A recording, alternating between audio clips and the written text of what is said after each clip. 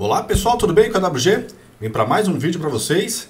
E pois é pessoal, hoje vamos para o nosso segundo episódio aí falando sobre as religiões, né? Então hoje a nossa análise mergulha num universo vasto e de uma influência enorme, né? O islamismo.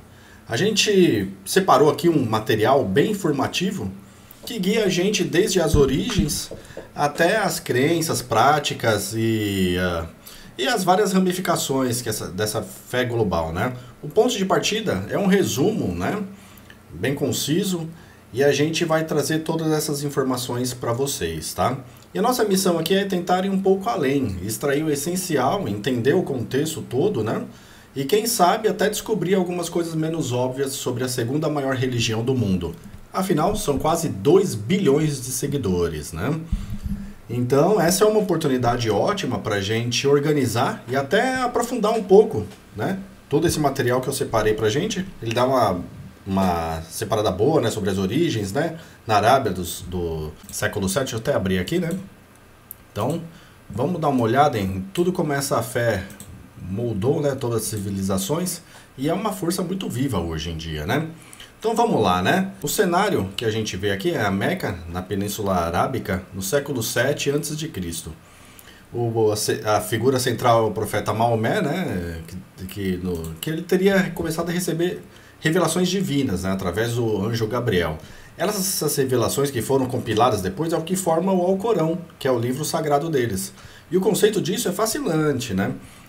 Como que era a religião na época, né? Então o contexto é fundamental para a gente entender o impacto que o islamismo teve logo de cara. A Península Arábica, antes do Islã, como a gente vê aqui, era um mosaico, sabe? Tinha cidades importantes como Meca, claro, né? Centros comerciais, mas muita gente vivia em tribos, nômades ou seminômades, né? Mas a maioria era politeísta, cada tribo com seus deuses, né? Seus rituais, então era bem fragmentado, política e socialmente, né? Então já existia o judaísmo, né, e os cristãos ali também, mas é aí que ele surge, né? A mensagem principal era, acima de tudo, radicalmente monoteísta, né? O Deus único, o Alá, o Criador de tudo, e a necessidade de submissão total a ele. Aliás, a palavra Islã vem daí, significa submissão. Interessante, né? Mas essa mensagem não era só teológica, né? Ela desafiava as estruturas de Meca, né, que eram muito ligadas aos politeístas, né, e propôs, né, uma nova comunidade, né, e ligava fé e sangue também, né, e toda essa tribo, né, e também tem uma justiça social sobre tudo isso. A mensagem traz princípios fortes de cuidados com os mais vulneráveis, né, órfãos, viúvas, pobres. Isso era bem disruptivo para a sociedade da época. Essa conexão forte entre teologia e uma proposta social desde o começo é um ponto que a gente vê aqui, fica bem interessante, né? E as coisas que o Maomé viu, né, virou o Alcorão. E o Alcorão é a base de tudo, como a gente falou, né? Eles não são só inspirados por Deus, é a palavra literal de Deus, né? É a fonte número 1 para doutrina, para lei, para orientação espiritual, né? Mas essa não é só a única fonte, né? Tem também os hadiths. Bom, os hadiths são coletâneos do que o profeta Maomé disse, fez ou aprovou em silêncio. Eles são vistos como complementos fundamental ao Alcorão, vamos dizer, né? Então, o Alcorão, né, ele dá os princípios, os mandamentos gerais, digamos assim, né? Os hadiths mostram como Maomé vivia esses princípios no dia a dia. Eles dão um exemplo prático do negócio, sabe? Então, são super importantes para interpretar o Alcorão e para desenvolver o que a gente chama de jurisprudência islâmica. Então, é bom notar, que a gente vê também, que existem várias coleções de hadiths, né? E a autenticidade deles é um campo de estudo bem complexo dentro do Islã. Sunitas e xiitas, por exemplo, às vezes dão mais valores a coleções diferentes. Então, o Alcorão é uma palavra divina, hadiths são exemplos do profeta, né? Então, o Sharia, que a gente ouve falar também muito, né, no Islã, ele parece um pouco confuso, mas ele é um conceito bem amplo. A gente conseguiu ver que ele é um sistema legal e moral que vem do Alcorão e dos hadiths. Mas, olha só, é crucial entender que não é tipo um código civil, um livro de leis únicas e pronto para aplicar em todo lugar. Não exatamente, né? Ele é mais um corpo de princípios éticos e legais que cobre, na verdade, todos os aspectos da vida, desde o culto, os rituais como a oração, o jejum, até questões de família, casamento, herança, questões sociais, econômicas, tipo a proibição da usura, sabe? E até política. Então ele é bem abrangente, né? Então a complexidade está em como interpretar e aplicar isso tudo. Então existem diferenças entre pensamentos, né, de jurisprudências que têm uns outros nomes também. Então cada um desenvolveu métodos diferentes, né, para interpretar e colocar aquilo em prática, né? Então isso varia muito de país para país, de comunidade para comunidade, tá? Depende da história, cultura e política local, tá? O material da base, mas a história é bem diversa na prática, né? Então toda essa parte de textos e orientações leva a gente para as práticas, né? Os famosos 5 pilares que a gente vê aqui como a espinha dorsal da vida religiosa muçulmana. Então, aqui, como a gente pode ver, o primeiro é a Shahada, que é a profissão de fé, aquela declaração não há outro Deus senão Alá, e Maomé é o seu mensageiro. Depois o Salat, né, as 5 orações diárias, em horários certinhos, sempre voltados para Meca, como uma purificação da riqueza, é um dever social. Depois o Salmo, o jejum, né, no mês do Ramadã, do nascer ao pôr do sol. E por último o Hajj, né? A peregrinação a Meca, que todo adulto deve fazer pelo menos uma vez na vida. São práticas que realmente dão um ritmo a muitos muçulmanos, tanto individualmente quanto em comunidade. A Shahada é como uma porta de entrada, né? O Salat marca o dia como momentos de comunicação com Deus. O Zakat, bom, ele meio que institucionalizou a caridade, né? O Salmo traz a disciplina espiritual, empatia. E o Hajj, nossa, é uma experiência muito forte de unidade global, junta a gente do mundo inteiro lá em Meca, né?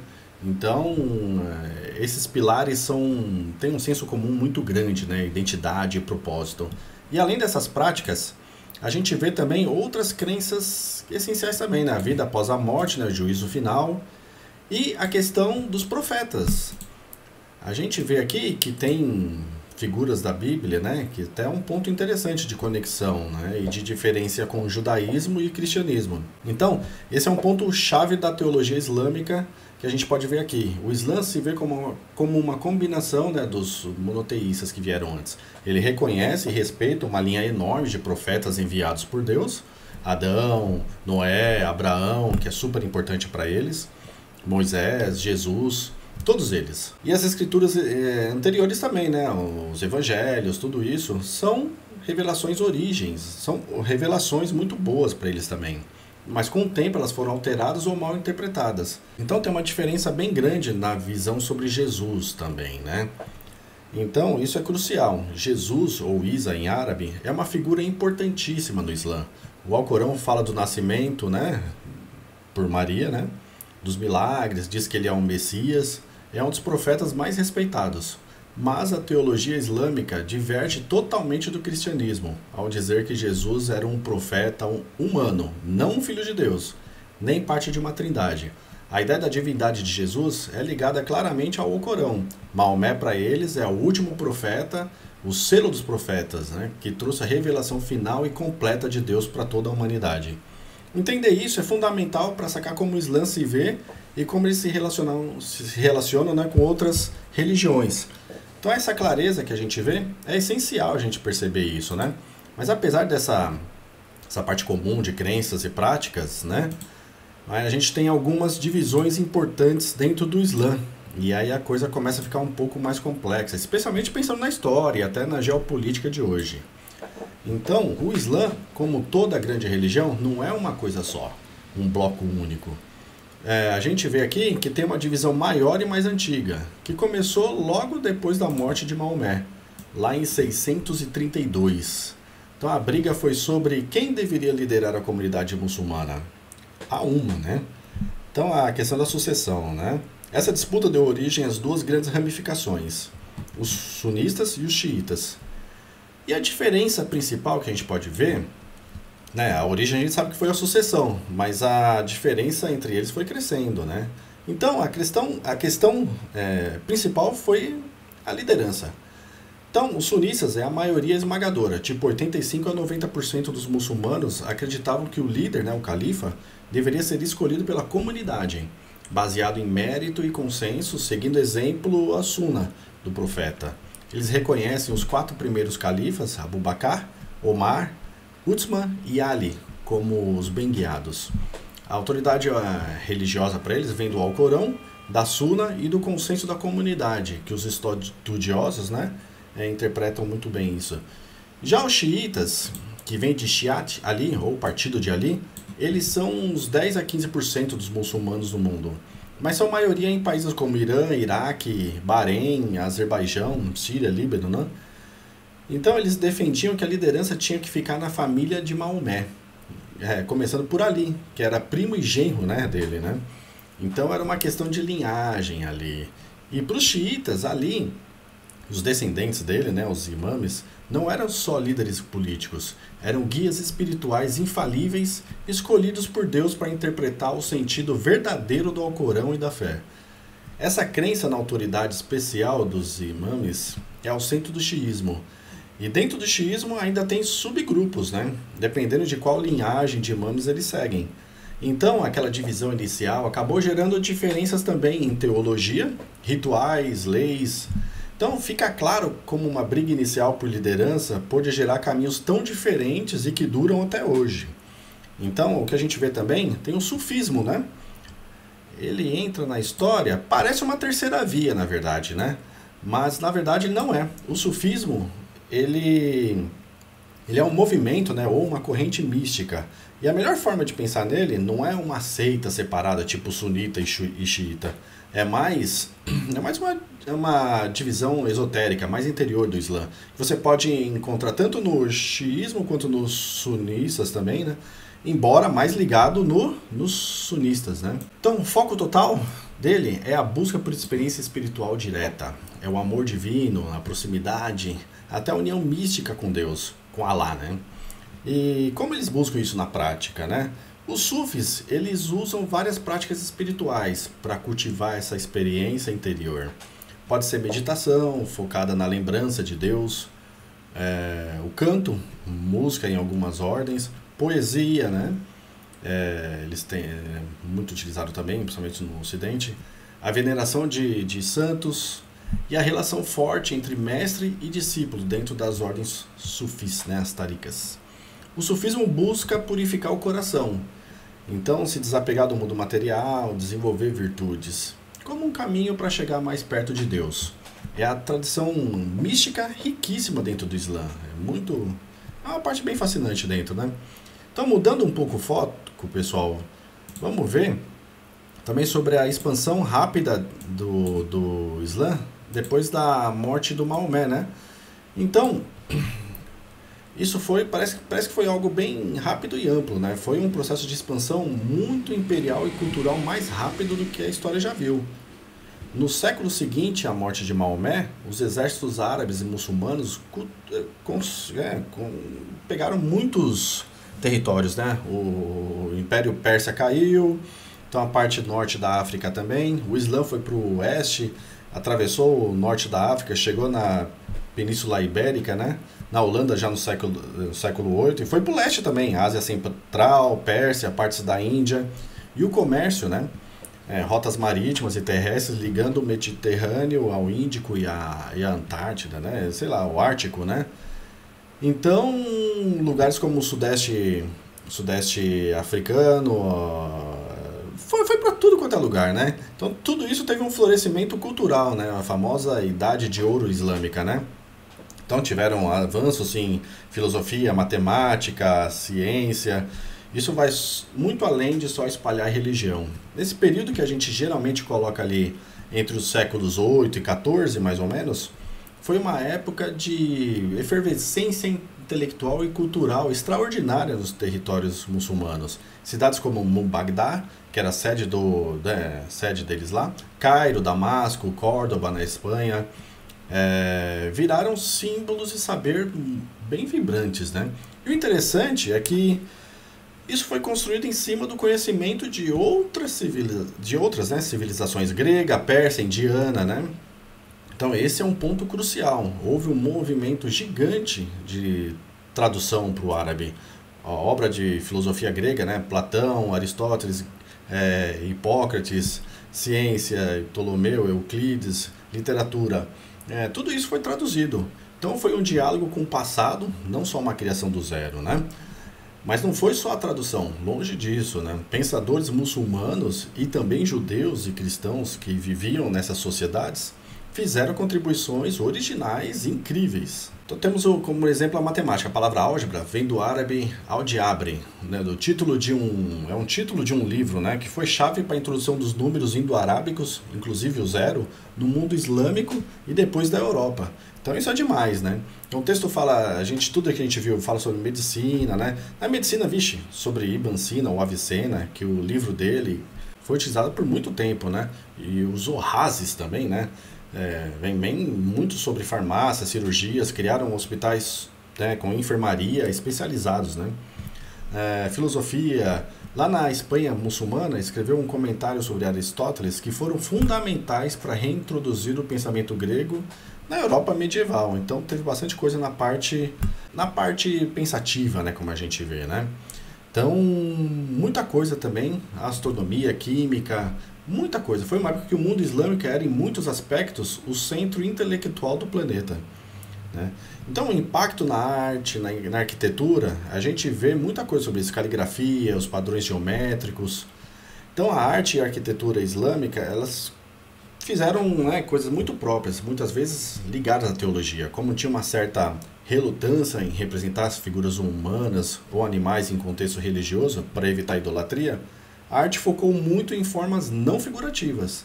A caligrafia árabe, usando trechos do Alcorão, nomes de Deus, virou um arte super sofisticado. E aqueles padrões geométricos complexos, os arabescos, desenhos de flores estilizados, isso tudo virou marca registrada, né? Decorando mesquitas, palácios, objetos e a arquitetura das mesquitas, né? Os minaretes para chamar para oração, as cúpulas, os pátios, né? Muita coisa, né? Criou paisagens urbanas que são icônicas no mundo muçulmano todo. Então, pessoal, voltando para o presente, né? O que a gente vê aqui também é que tem uma presença global do Islã hoje, né? Mais de 50 países de maioria muçulmana, populações gigantescas também, em lugares como a Indonésia, que é o país com mais muçulmanos, Paquistão, Índia, que tem a maior população, né, muçulmana minoritária do mundo, Bangladesh, Nigéria, Egito, Turquia, Irã, além da Arábia Saudita, claro, né, o berço histórico ali. E um ponto que a gente vê também é que as práticas e as culturas variam demais de um lugar para o outro. Então essa parte, né, da diversidade é chave para a gente não cair em generalização.